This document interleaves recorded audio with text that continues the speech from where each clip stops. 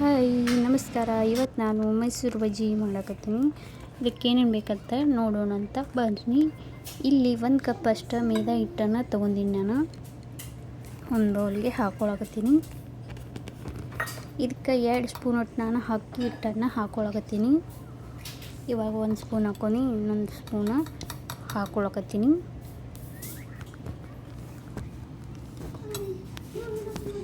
ಇದಕ್ಕೆ ಹಸಿ ಶುಂಠಿ ಹಾಕ್ಕೊಳಕತ್ತೀನಿ ನಾನು ಸ್ವಲ್ಪ. ಇದಕ್ಕೆ 3 ಹಸಿಮೆಣಸಿನ್ಕಾಯಿ ಕಟ್ ಮಾಡಿ ಹಾಕ್ಕೊಂಡಿನಿ ನಾನು.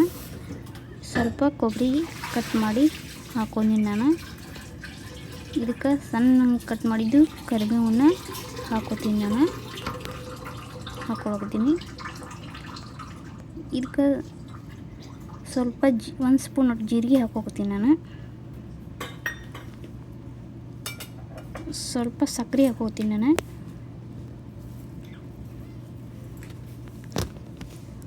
ಇದಕ್ಕೆ ಸ್ವಲ್ಪ ಅಡುಗೆ ಸೋಡಾನ ಹಾಕ್ಕೊಳಕತ್ತೀನಿ. ಉಪ್ಪು ಹಾಕ್ಕೊತೀನಿ.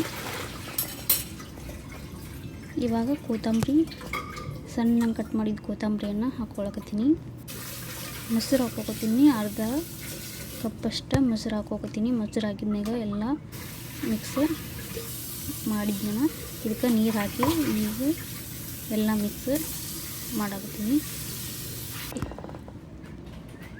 ನೋಡಿ ಎಲ್ಲ ಚಲೋ ಮಿಕ್ಸ್ ಮಾಡಾಕತ್ತೀನಿ. ಇವಾಗ ಎಲ್ಲ ಮಿಕ್ಸ್ ಮಾಡಿ ಸ್ವಲ್ಪ ನೆನೆಯೋಕೆ ಬಿಟ್ಟಿದ್ದೆ. ಇವಾಗ ನೋಡಿ ಈ ಥರ ಆಗೈತಿ ಹಿಟ್ಟಿದು ಬಜ್ಜಿ ಹಿಟ್ಟು. ಇವಾಗ ಎಣ್ಣೆ ಬಿಸಿ ಮಾಡಾಕತ್ತೀನಿ ನಾನು. ಅದಕ್ಕೆ ಬಜ್ಜಿ ಹಾಕ್ಕೊಳಕತ್ತೀನಿ.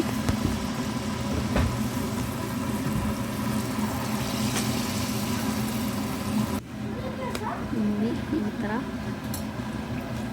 ಅದು ಹೊಳಿಸಿ ಹಾಕೋಕತ್ತೀನಿ ನಾನು.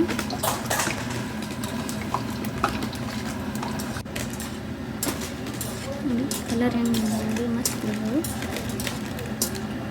ಬಿಸಿ ಬಿಸಿ ಇದ್ದಾಗ ತಿನ್ನೋಕೆ ಮಸ್ತ್ ಅನಿಸ್ತವೆ. ಮಳೆ ಇದ್ದಾಗತಿ ಥಂಡಿ ಇದ್ದವು.